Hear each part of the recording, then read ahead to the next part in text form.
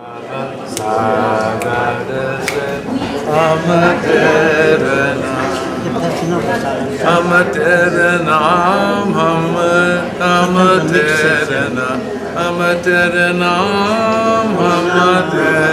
should take singing lessons. That would be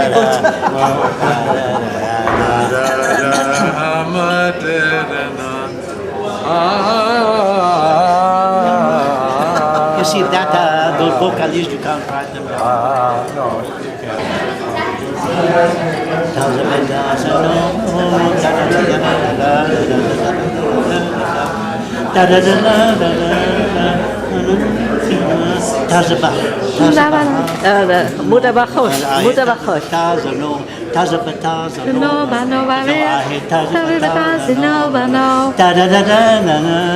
You don't know that song?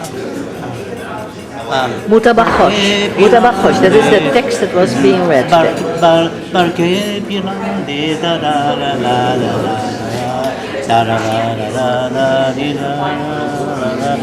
Barke Piladi means the bringer of the wine or intoxication.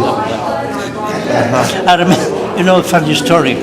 Our father used to sing that to us as children, and then Ali Khan came in the room furious. How dare you talk about intoxication to the children? That's a true story.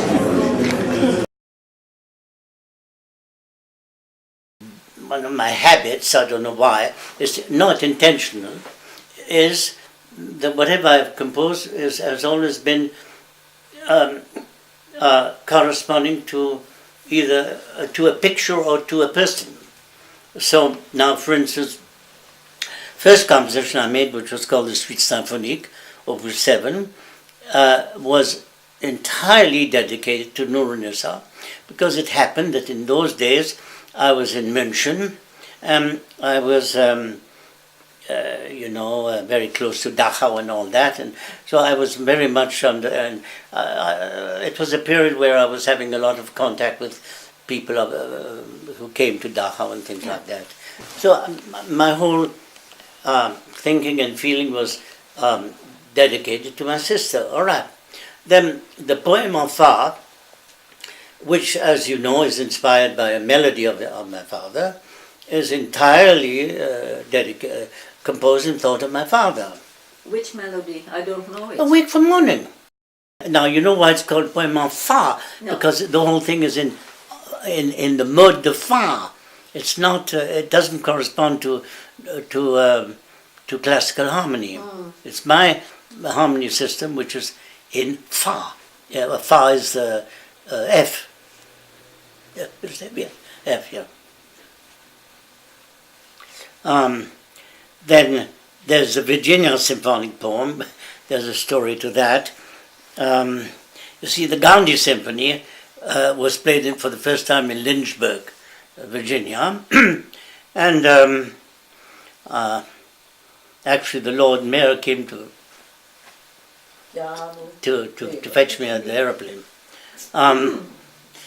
Then the conductor Yarborough said, "Well, why don't you compose something with American folklore?" I said, "Well, I don't know any American folklore." So he sent me a whole bunch of American folklore songs, and I just put them all together and made a symphonic poem, which of course I dedicated to my mother, because American. That Virginia poem, talking about music, the Suite Symphonique was played for the first time with the Brabant Symphony Orchestra, and I conducted it myself. In the Bosch. In the Bosch. Brabant. And the second time, 50 years later, in München. That was 50 years later. It's only been played twice. Once 50 years ago and once 5 years ago. 50 years. The poem on Fa was played in Lynchburg for the first time, and now for the second time, that's 40 years ago, later. I mean, you see how successful a composer is. All right, then um, the the ballet rituel, that was composed in honor of Akbar, the great Akbar. Yeah. Because I was so impressed by the stories that my father told about Akbar, who had this huge palace in, where is it now? Somewhere there. So, Fatehpur Sikri. That's right. And where he invited representatives of different religions to come and discuss their faiths. So in this symphony, you hear this sort of you can figure out this discussion between the different faiths, and then it ends up with the final solution, which is, of course, unity of spiritual ideal. That's, of course, that key word of my father, unity of spiritual ideals, is something that's always, how would I say, touched me very deeply. What else have I composed? Oh yes. A Zikr Symphony. The Zikr Symphony. The Zikr Symphony has only been played once. Something like. No, twice. I think. What was the second Was time? it in Holland and in Munich? Oh yes, that's not true. You are right. It was played once in Paris with the Concert Padeloup, conducted by Georges Prêtre, who was a very great conductor in Paris. Mm-hmm. Yeah. And the second time was in Holland, In Holland. in Haarlem, conducted by Arnhem. Arends. Yeah. Now the Zikr Symphony, why is it called the Zikr Symphony? It's on the theme of the Zikr. The theme of the Zikr, the whole thing. And I mean, when you think of it, nobody in the Sufi movement knows anything about it. That is true. Yeah. They're always talking about the Zikr, and here you have a whole symphony which is on that theme. Don't you think sometimes I feel very discouraged? Don't think about that. But I don't want to talk about that. Nee. You have the message symphony. Now, you know something about the Message Symphony. It's in 5 movements. Normally a symphony is in 4 movements. This is in 5 movements. And each one of these movements corresponds to one of the activities in the Sufi movement. Now, if you hear the first one, which is meant to be the esoteric path, you would never come to the Sufi movement. Well, I'm going to say something good about myself for once. One of my hobbies is that I'm fanatically orderly. And that orderliness is also in the music. I never write anything down that all right, sometimes I say to myself, does that make sense? I try to make, within the structure, I say, it doesn't really make sense, I'll throw it away. It has to make sense to me. Yeah. And sense in the sense of orderliness. That's just kind of, how do I say now, a sort of an idée fixe, all right? Call it an idée fixe if you want. So we're going to have the Royal Legend Symphonic Poem. Yeah, that's a premiere new composition in which München? I made in 2 years ago. in 2 years ago, yeah.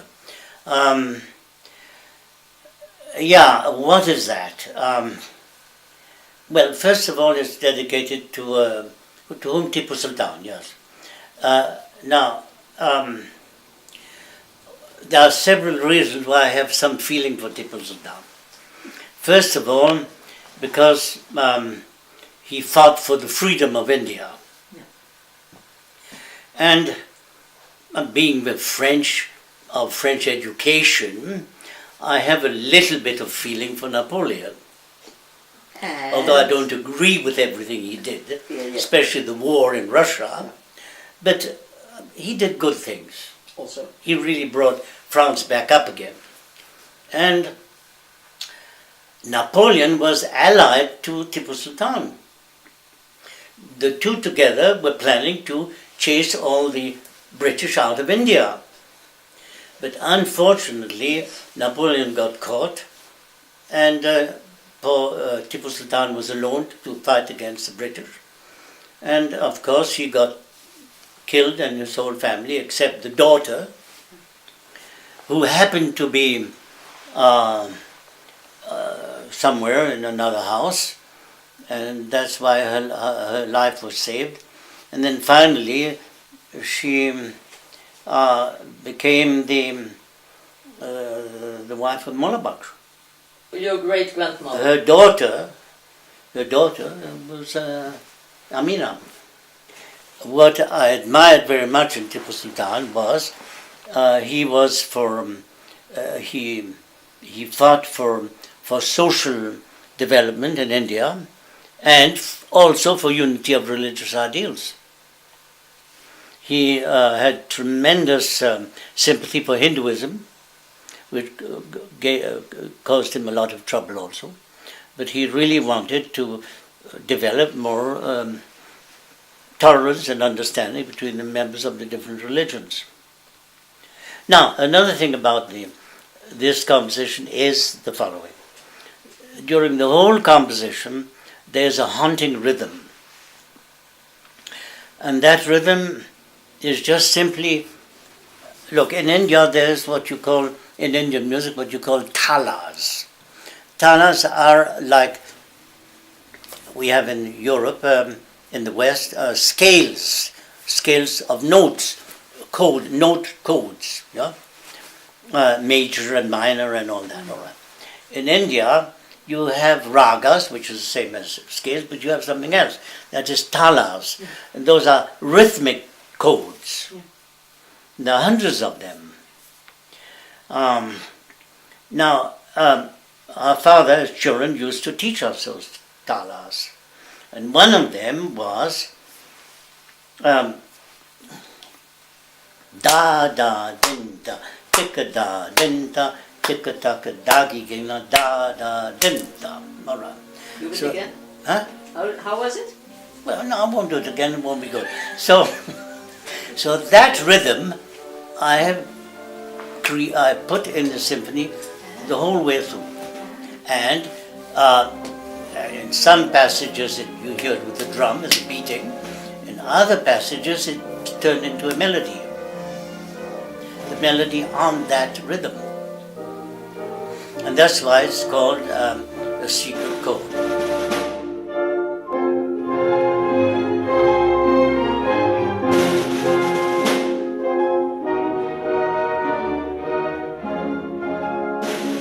Another thing about that composition is that each different type of instrument has its chance to be a solo at a certain moment. Because usually, very democratic. yeah, you know I'm terribly democratic. I mean, in reality, not in appearance, but in reality.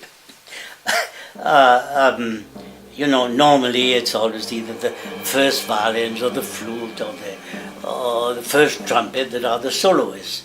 But here each instrument has its little solo to play.